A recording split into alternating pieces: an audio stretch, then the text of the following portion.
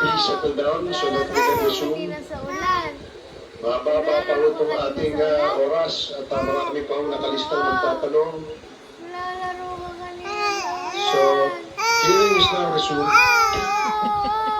So, the parliamentary status before we suspended was we recognized Congresswoman Luis Tro as the next interpellator. And with that, I'd like to recognize her for her interpellation. And Congresswoman Luis Tro, you have 10 minutes. Thank you, Mr. Chair. Mr. Chair, I wish to direct my question to the former President. Mr. President, good afternoon. Good afternoon, Mr. President. First of all, I wish to acknowledge your courage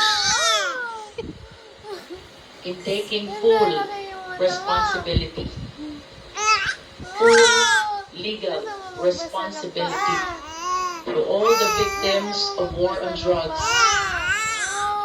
both legal and illegal, as you have mentioned, Mr. President. Malakasan na tayo ng boses. Hindi ko na kontrolado kasi mami.